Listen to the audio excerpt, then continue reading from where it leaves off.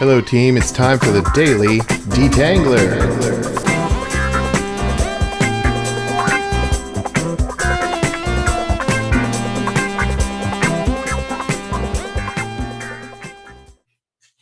All right, welcome to Exploring Renovation.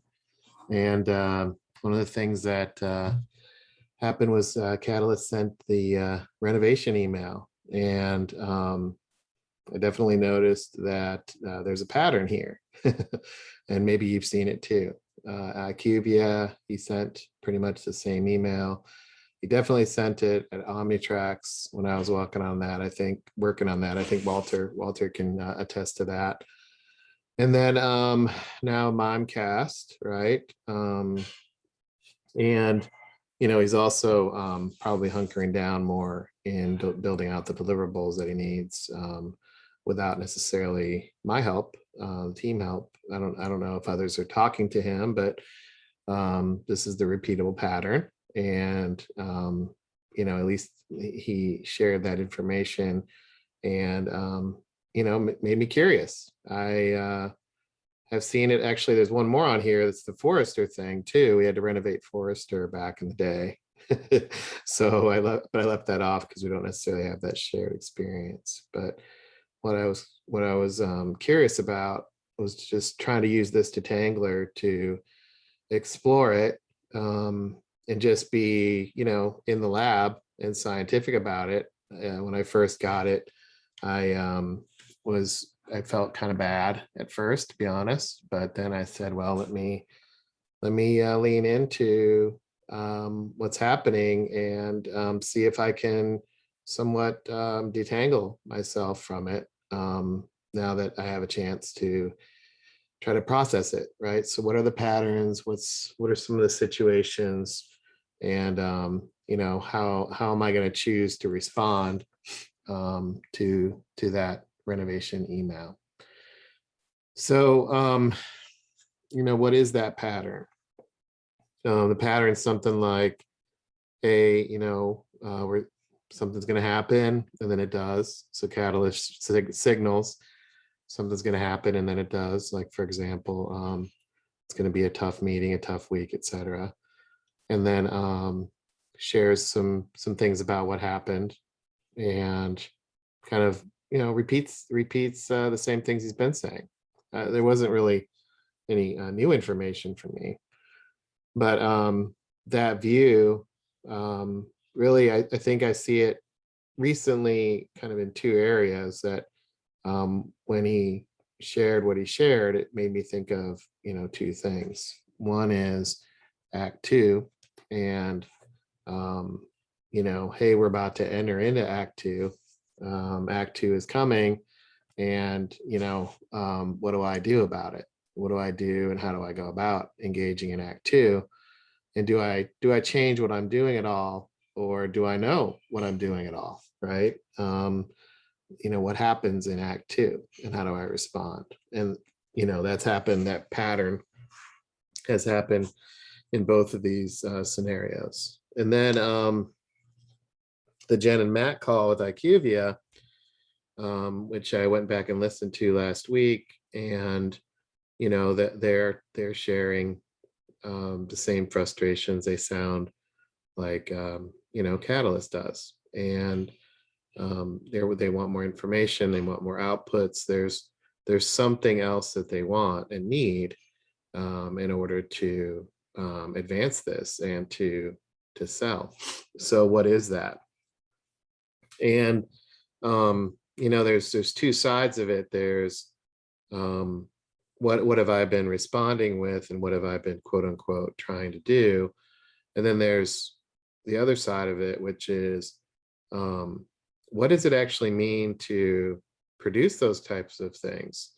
I think that's a recurring theme that I see a lot of and hear a lot from Scott himself, is the feedback that he's getting on people wanting to produce. Everybody wants to produce, but yet something's in the way. What is that hidden something?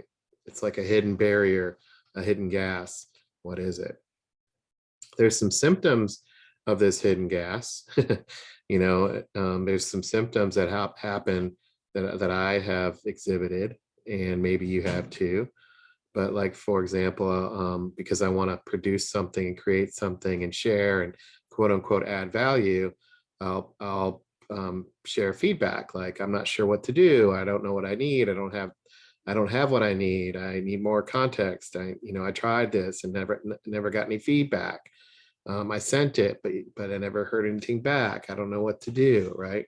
So there's this kind of feedback loop that I get into. So that's what is up with that, right? So what causes that? And then again, that's a symptom. What causes that? What's the root cause of me feeling that way? And then another symptom is kind of a lack of alignment. If Catalyst is the customer, how am I aligning to him as the customer? And am I even treating him as a customer? And then, if not, why not? What's causing me to not do that? And then what's the repeatable pattern of that? And again, not treating him like the customer is a symptom. What's the root cause of that? What's the underlying cause of that? And I don't know, right? I say that he's the customer, but am I really treating him like the customer? What is the challenge? The root cause challenge. The third thing that I see in myself is, to start, in a desperate attempt to do something and try to figure it out, I start lobbing stuff over the wall. And, what is it? How do I do it? Almost doesn't really matter when I start lobbing. It's just, maybe he'll know it when he sees it. Let me just try anything. And it's not a bad intention at all. It's just not very structured, and it's a little bit trying to hit a target in the dark.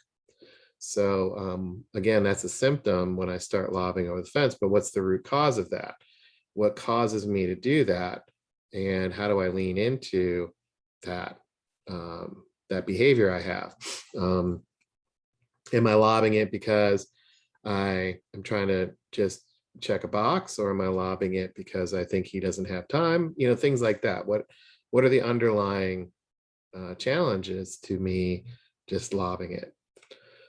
Another pattern I see is, fragmentation. So here's, I don't know, me and activator, and, we'll have a conversation. And then, clarity and architect have their conversation. And then I, go off on my own by myself. So I'll go over there now, and then I'll be isolated from a third conversation, and then a fourth conversation. Two new people will pick it up. So, there's this stop, start, have it, understand, don't understand, get it, don't get it, have information, don't have information, start, stop. And, these never connect. They don't connect for me. And I'm also not helping drive that connection. So if this is the symptom, start, stop is the symptom, what's the root cause? What's causing the start and the stop? Me working in a silo, changing conversations, things like that. What are the challenges that I'm dealing with, or what's the root cause of those challenges?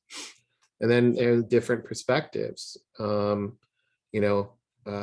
I think I've got a rope, but I don't know what the elephant is. So I feel like this is me. I'm running around the elephant. I've got a rope. I'm touching a wall. I'm touching a tree. It's a snake.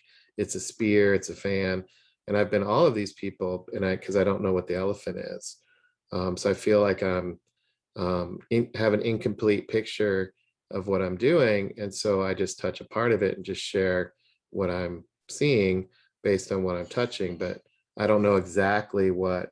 And I struggle with what exactly is it? Is it an elephant or a barn or a battleship or an ice cream cone? Like, what's the thing I'm touching? Right. And sometimes I lose track of that. So if that's a symptom, what's the root cause of that? What am I not grounding to as I'm leaning into exploring this elephant and what is the elephant, and how do I understand that? Another challenge that I see in, right up to Catalyst sending the renovation type emails is this cohesion thing. Um, I've explored a lot of this idea of cohesion and team cohesion. And if Catalyst is the link between customer and us, growth enablement, how do we create solid bonds there?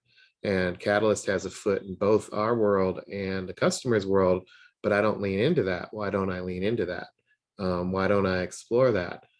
Because in theory, if I did, then I could build this as a chain, a linked 3 links of a chain, and have it stick together. But I don't do that. So why doesn't that happen? What's the root cause of not embracing this link between the external outside in view and what's happening with me as an individual and part of the growth enablement team? And this is beyond that, Catalyst as customer to, Catalyst as a part of the bonding agent.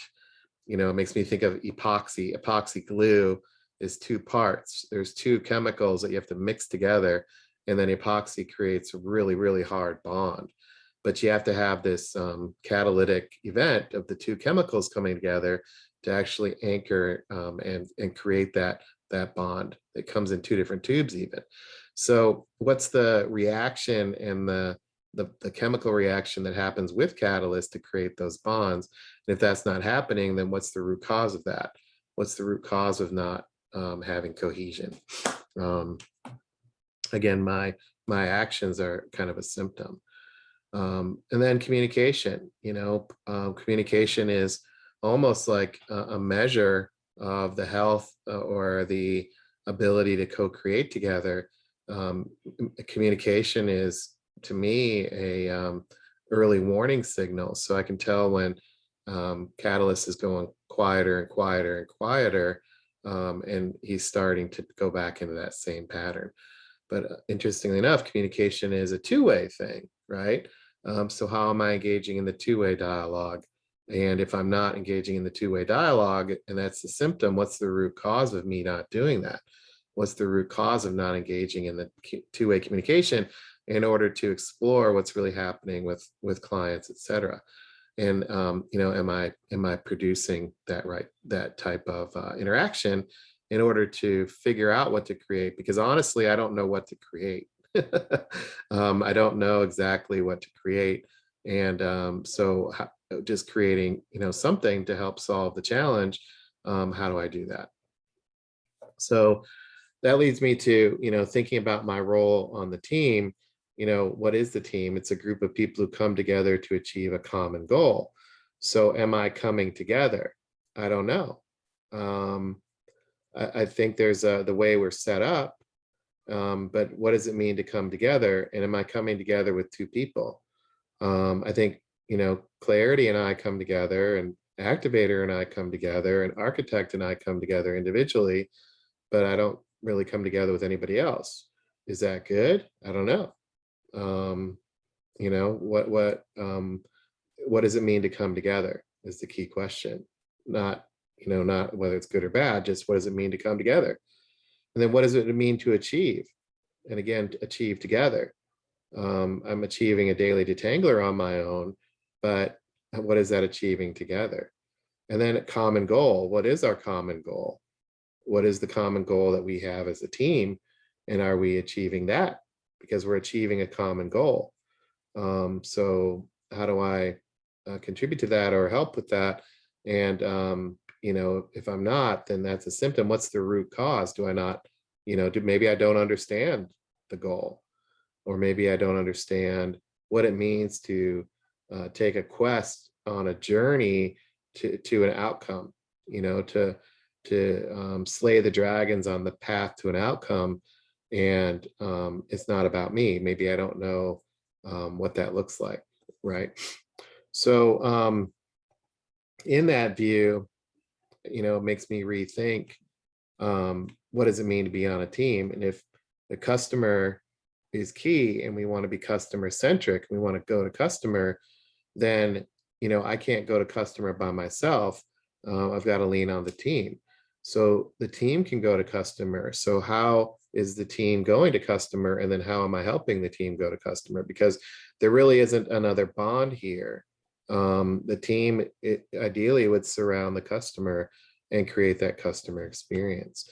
Then I need to have a role on a team, right? What's the role of detangler? Am I supporting the team as we embrace the customer and we have customer centricity? And then I have myself as an individual and maybe what I want and what I want to achieve. And that's an individual thing. So in this way, am I really putting customers first, which in this case is Catalyst? Am I putting Catalyst first and the team second, and then my role third before myself? And am I willing to put those things before myself, but still, be in order to be part of the team? And if I'm not, then what's the root cause of that?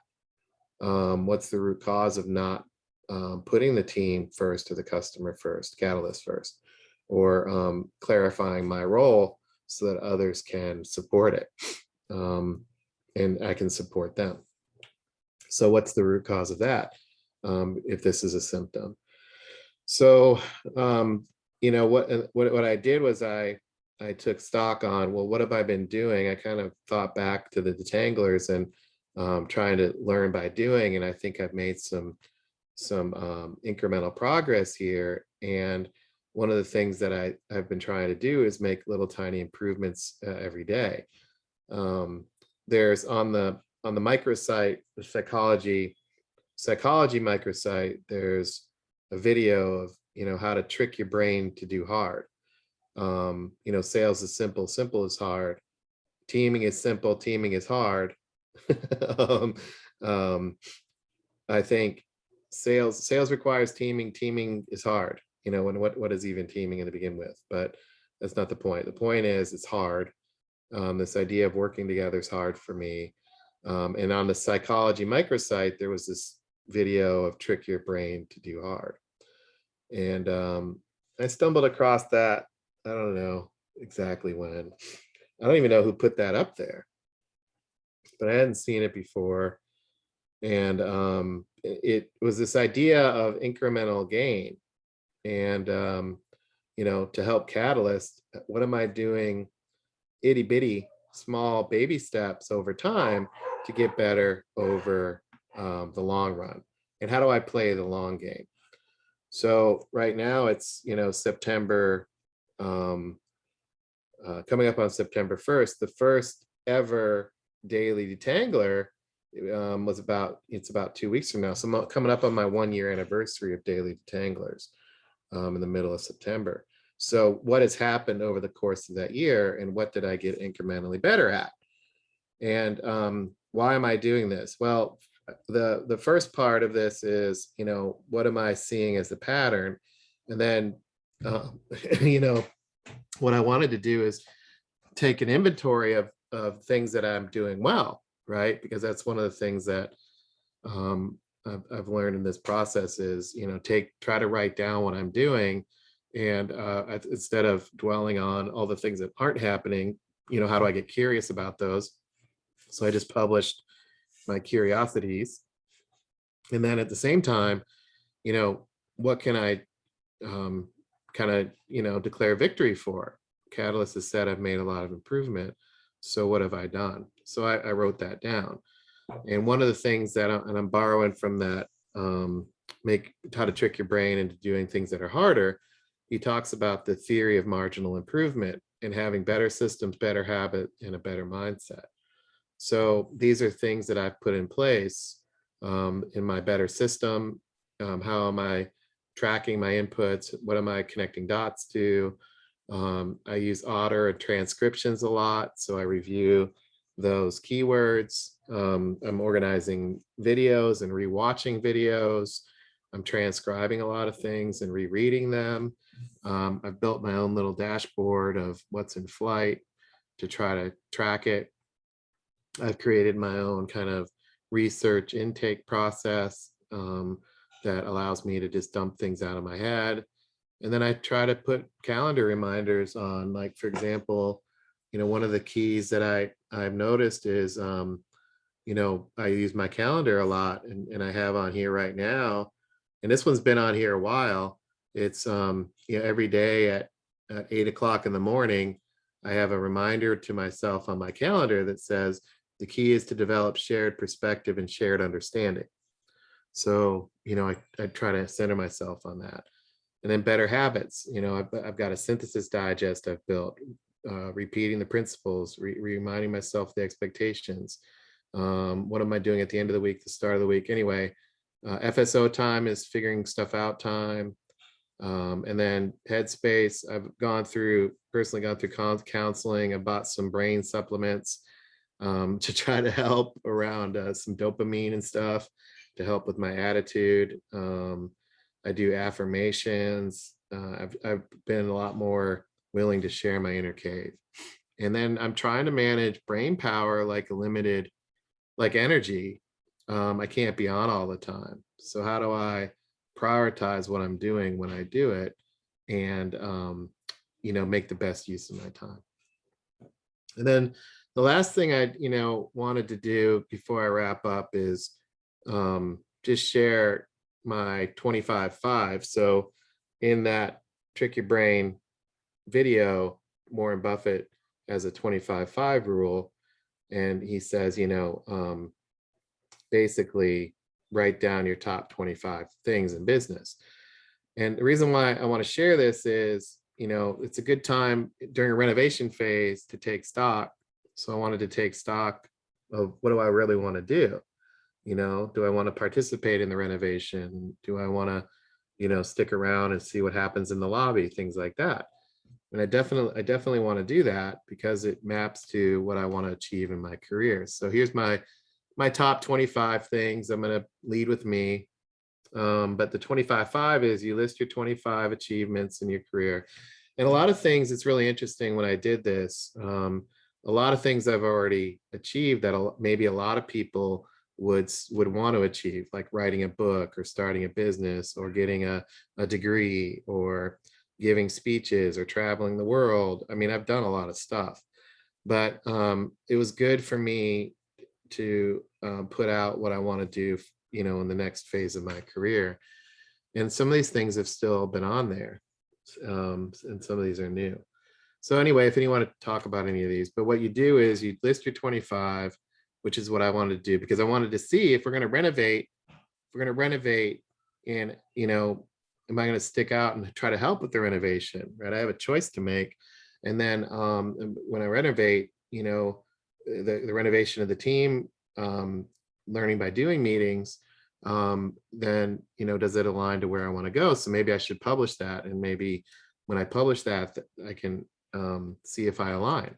So step 2 of the 25-5 is to pick your top 5. So my top 5 are make $1 million a year, create a new theory about how work gets done, be part of a high performing team, be considered by others as an expert in something. This goes to my Gallup Strengths Finder. My number 1 thing is significance. So I want to have a significant impact, which a lot of it is externally driven, where people recognize me. And then number 8 is this idea of helping people.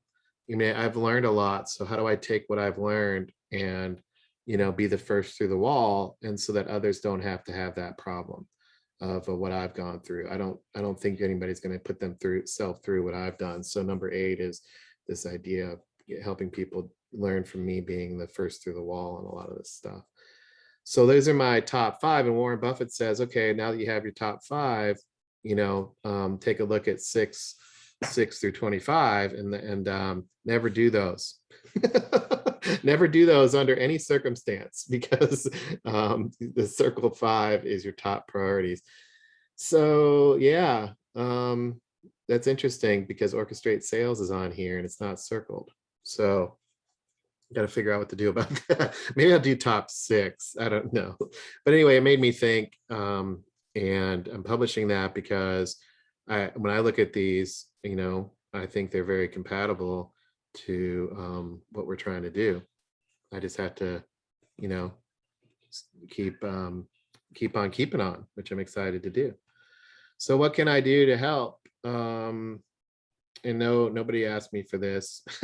I wanted to, I don't know, I just wanted to end on a positive note, sharing how I believe I'm aligned to what we're doing. And then also trying to figure out like, how do I lean into the team reality? Like this is exactly what our clients face. How do I get more curious and inventory what's happening? How do I'm trying to build microsite and conundrum classes. I'm just really struggling with that form factor and stuff. And then what can I do to help anybody who's going to help with the renovation? And you definitely, I'm open to ideas on what help other people might need. So that's my response to the renovation, and put out myself leading with me and having courage, and thought I'd share what I'm how I'm processing this. And I definitely think there's a way to figure this out. I think there's definitely a way to figure it out. There's definitely a way to figure it out. We just have to figure it out, and you know, it'll happen. And I'm convinced it will. We've made a lot of progress. So, all right, take care.